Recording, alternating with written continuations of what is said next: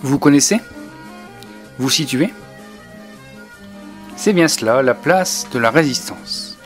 Nous sommes en 2014. Mais connaissez-vous son histoire? Un château. Cela vous dit quelque chose? Alors, suivez-moi. Allons découvrir son histoire.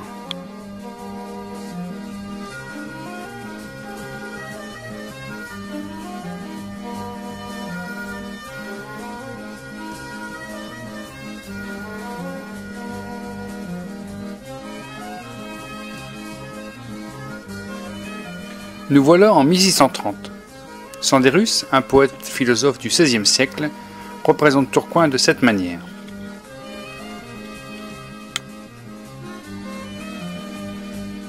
Je suis à l'origine de Tourcoing, un bourg médiéval habité par 12 000 habitants. La vieille ville occupait l'espace délimité approximativement par l'Hospice d'Avray, le lycée Colbert et le collège Marie Curie. Il y avait 3 portes d'accès au bourg. Les autres rues étaient barrées par des barrières.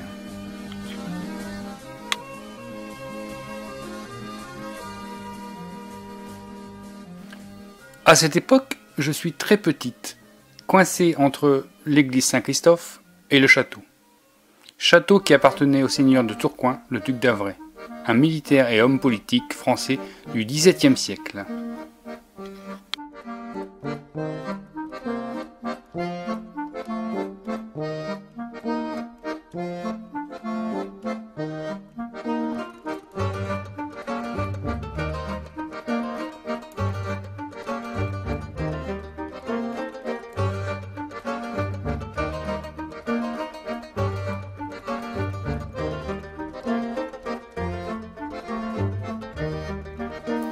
Vers 1760, je ressemble à cela. Les maisons sont très proches. Mon sol est recouvert de pavés. Le château était en fait une maison vulgairement nommée château, avec des potagers, de nombreux arbres et arbustes. La construction est en briques rouges, le toit est en ardoise. Il est entouré de fossés poissonneux alimentés par les eaux de ruissellement du bourg. Elles alimentaient en eau les maisons et brasseries alentour. L'ensemble occupe 3800 m², dont 2100 de fossés.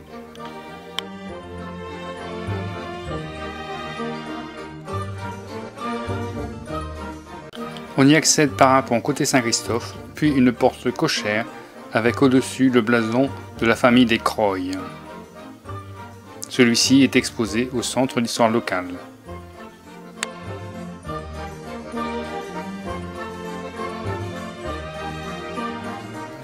Avant la Révolution, je suis agrandi. Le pont est alors déplacé vers la rue de Tournai.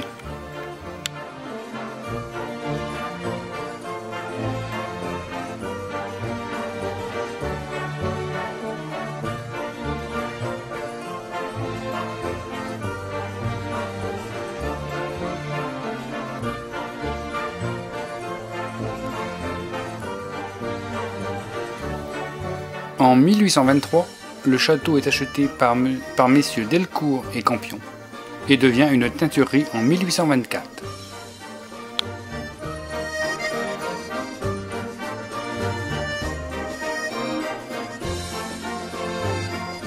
Les potagers, arbustes, sont remplacés par différents bâtiments.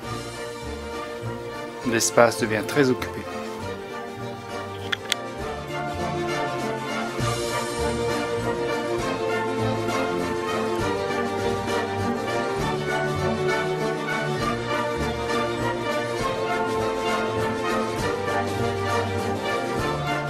En 1840, changement de propriétaire. C'est messieurs Lecomte et Wallard qui l'achètent, pour le transformer en filature. Mais, lors des travaux de curage, une partie des murs de soutènement s'effondre, entraînant une partie des bâtiments. En 1867, la ville rachète donc le château et ordonne sa démolition en 1877. On découvre alors que le sol étant instable, les fondations étaient sur pilotis.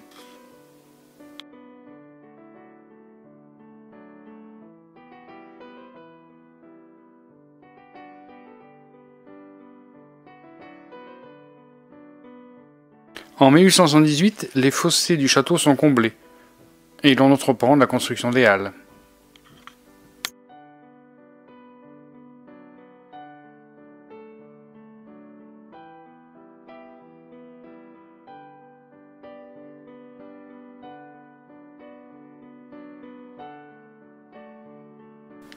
Le concours prévoyait une longueur de 50 mètres, mais elle sera réduite de 20 mètres pour préserver une partie de la place.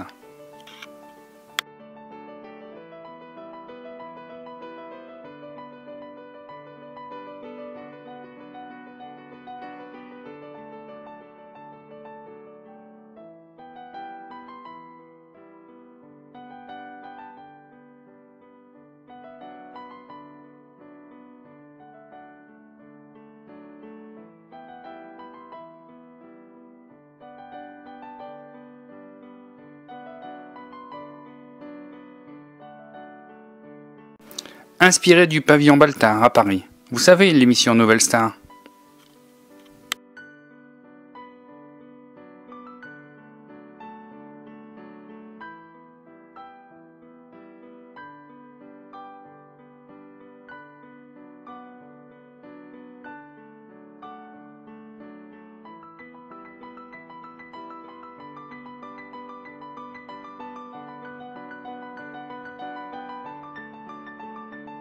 Mesurant 30 mètres par 33,30, elle pouvait accueillir 98 boutiques et étals de 12 à 15 mètres carrés. Et 28 réserves dans la cave. Au centre se trouvaient des boutiques de fruits et légumes, de marchandises diverses, de fleurs. Sur les côtés se trouvaient les bouchers et les volaillers.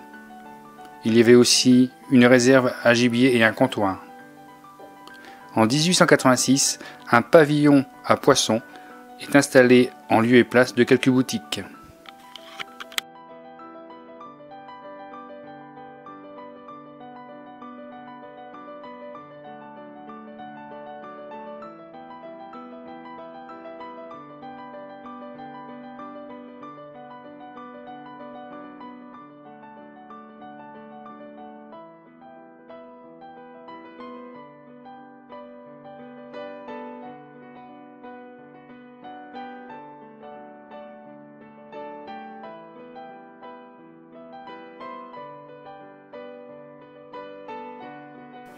Mais les commerçants ne l'aiment pas trop, ne la trouvent pas très pratique. Elle est donc très peu utilisée. En 1912, elle est donc transformée en cirque, le cirque du Trieux, suivant les plans de l'architecte M. Panière de Mans-en-Barœul, bien connu pour le 106 rue de Paris, pour aussi des centaines de maisons et écoles dans la métropole lilloise.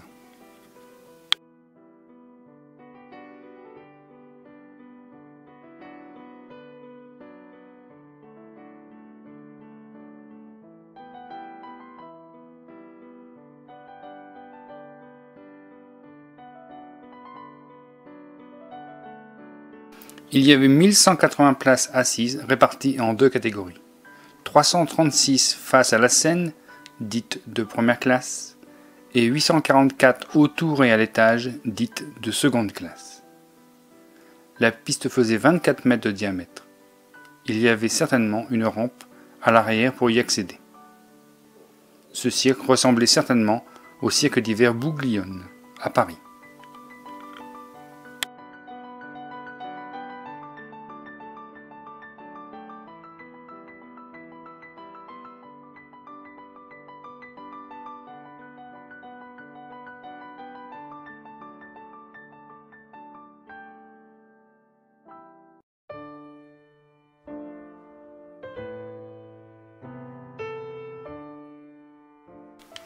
Mais la vie de ce cirque n'est pas un long fleuve tranquille. Vers 1920, il quitte donc définitivement les lieux. Le cirque, en tant que bâtiment, est alors utilisé comme salle de spectacle, l'hippodrome, ou comme salle de jeu.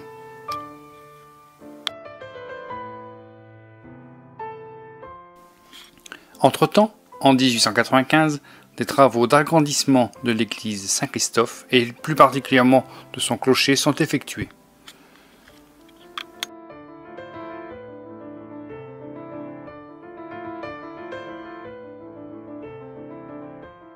finalement, les anciennes halles sont rasées en 1935.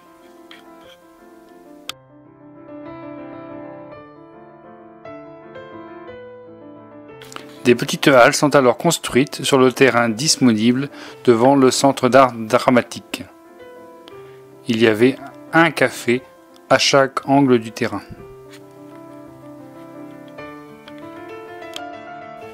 Les halles étaient un peu en retrait. Au centre, il devait y avoir un porche par où les commerçants pouvaient entrer. Elles faisaient bloc avec le pâté de maison situé entre la rue de Tournai et la rue Carnot. Elles étaient adossées à la brasserie des familles, là où en 1907 a été donné un bal pour la cavalcade du Bouteux. Ces halles deviendront la salle Jeanne d'Arc, puis la salle Jean Jaurès, et pour terminer, le siège du Centre d'art dramatique du Nord.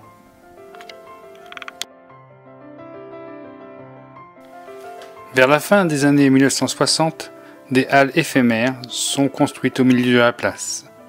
Les ventes se faisaient au rez-de-chaussée, les réserves étaient à la cave. Ça devait être un bâtiment en béton, comme les halles modernes.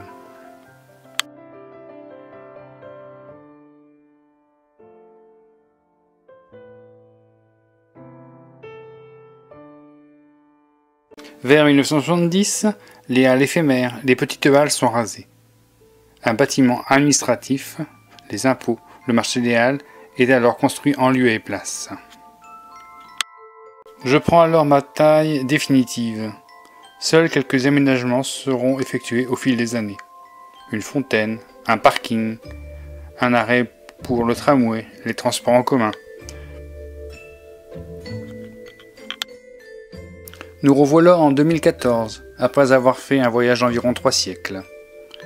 Vous avez fait bon voyage? Aviez-vous imaginé une telle évolution de ce lieu?